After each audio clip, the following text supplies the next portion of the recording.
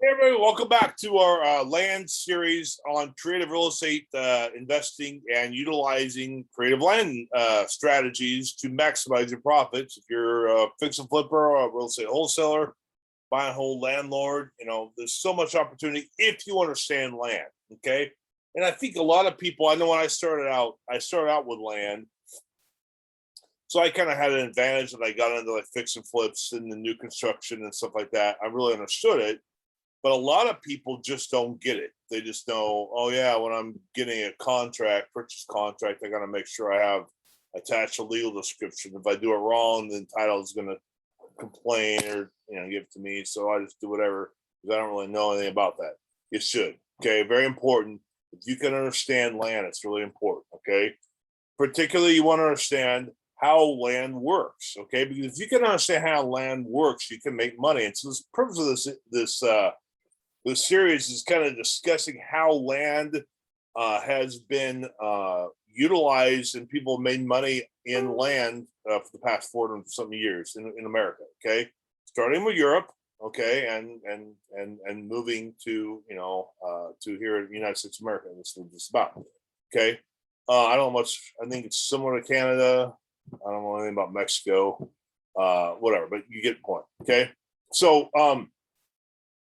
you're going to leave money on the table, period, if you don't understand, if you don't appreciate, you can't think about how utilizing land might really work in your favor with deals. Okay, I can't tell you how many times people call me up and I ask them, hey, do you have a plat? Do you have a legal description? What's the parcel number? What? I don't know. What? Do you have a house on it? Can you split the lot? Well, can you do that here? I mean, is that everywhere or just somewhere? Look, people have made money in land and houses and land in America since the Spanish came in 1492 or whatever, and the Americans the British in 1607 Jamestown and then 1620 Pilgrims. Okay, that's how they've done it. They would come and they would. So this is the second part. We're gonna talk more about how this concept developed. People back then made huge amounts of money, hand over fist, if they knew how to leverage land. And so they did it then, and you can do it now if you understand kind of the concept. This is an American thing everywhere. They do it everywhere. Okay. There's more limitations than was back then. Some certain places are anti-growth. You can't, but you need to know. So here's the point. We kind of ended in our last video about how these European powers have come to the Americas and granted by the crown, the French, the Dutch, particularly though after I want to say 1660s, the Dutch they traded Manhattan for some islands out in the middle of the Pacific for doesn't matter where in the Indonesia area. So they're kind of out the picture.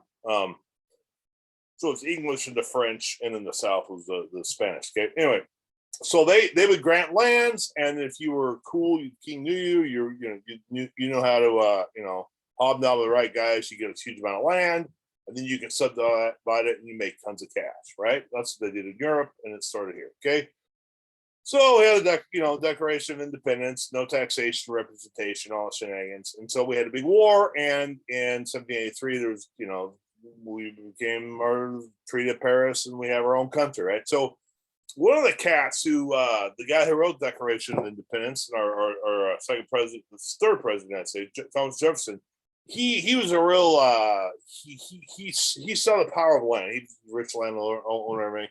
And so he realized the way they measured land currently, the British system was through Mets and Bounds. I've talked about that before.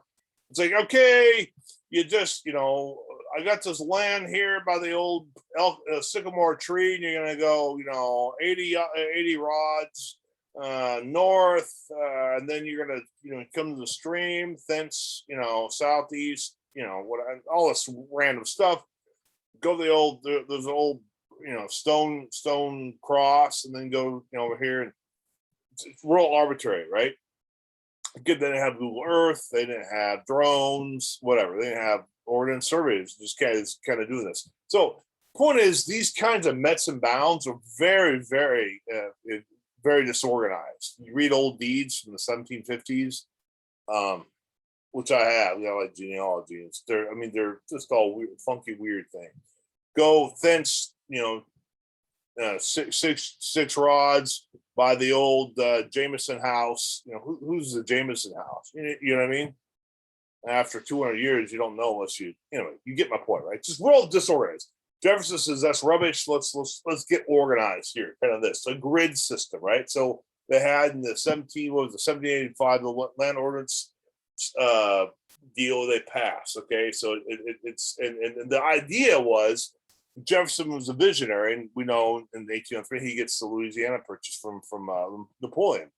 He wanted to start moving out west, and he wanted to start growing land. But to do this, you had to get organized. Okay, just this bets and bounds kind of disorganized. It wasn't scalable very easily. Okay, and the United States was exponentially bigger than Britain was. Okay, so that's the whole thing. So they made this thing, and the idea was as land was ceded to the United States through treaties with Indians or ripping off the Indians. Which is sad, but it happened. Getting the land from the French, getting the land from the Spanish, getting land from the English. There still was a border dispute between Canada and America, blah, blah, blah. Let's get organized. So he started this they call it the land, the public survey system. And it was, it's based on, a grid. Okay. You have a baseline and a meridian. Okay. And so 1803,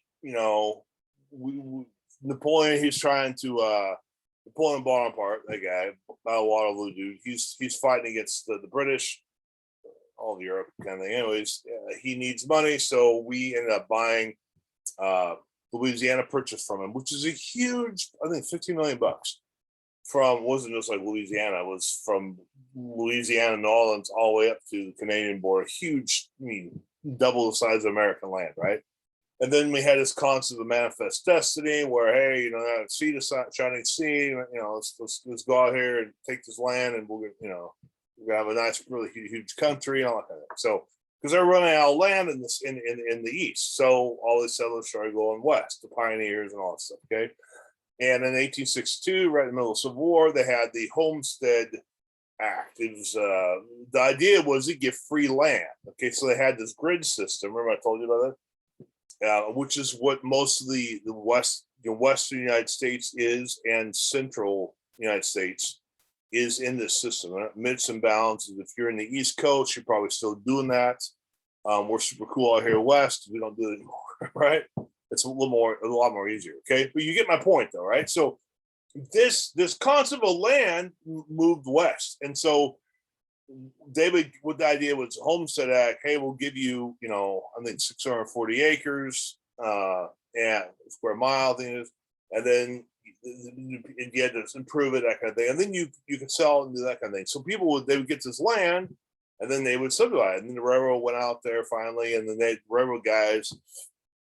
Good old Abraham Lincoln was really good at this. He, knew where the railroad was going and buy land, and then the railroad go through it, and the value go way up, right? So this concept of land in real estate is old.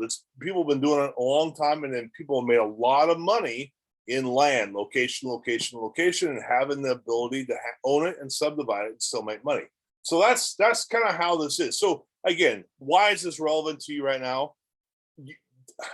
I can't tell you how many times I hear people going, "Oh, you can't do that. You can't just have a house and split it in half and sell the house to one person of the land. That's just not how it works."